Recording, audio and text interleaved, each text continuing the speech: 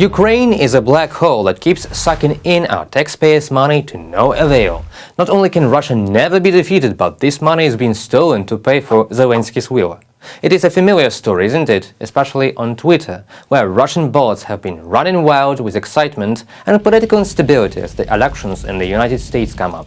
You can sow doubt in everyone's mind, if not directly convince them that your taxes are definitely not the way to help Ukraine stop the United States' true and non-standing enemy, Russia.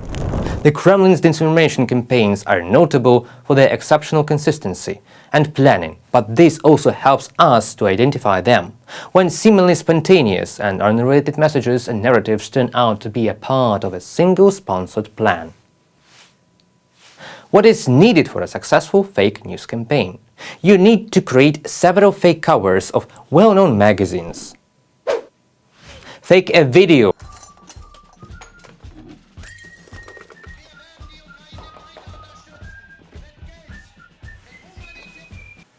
Slander fictitious publications on social media and spread it on your official propaganda media, such as the Russia Today international broadcasting service. The money from international support goes somewhere else and seems to have no effect. After publications in absolutely, precisely, completely verified propaganda primary sources, this stage of translating fake news into different languages and simply bombarding the information space of other countries with the support of even Ministry of Foreign Affairs.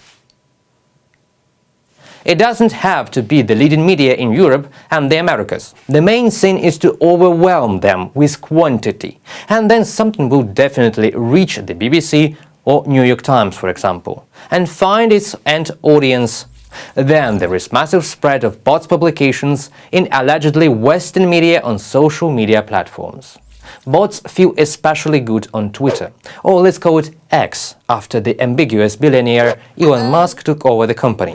So the next step requires a lot of money, promoting bot posts for money, bribing questionable politicians and influencers to spread their narrative. All of this has one goal: to make us, the audience, doubt the rightness of our own choice, the rightness of supporting a country that has been suffering from unjustified aggression for the third year now. Because not everything is so straightforward, as the Russians say. And the idea is like a parasite that gets you when you stop by a bot post, or even when a media outlet you watch or read did not check the information and accidentally published a Kremlin fake. As soon as the harmful narrative catches your eye, you may think for a second and doubt the correctness of your own choice to help restore international law, rather than to indulge the aggressor to take a bite out of a neighboring state that has not even provoked it. It would seem that the fact that Russians lie is so obvious to everyone. But back in the USSR days, their propaganda was always lying and inventing fairy tales to intimidate and distract the world's democracies from really important things.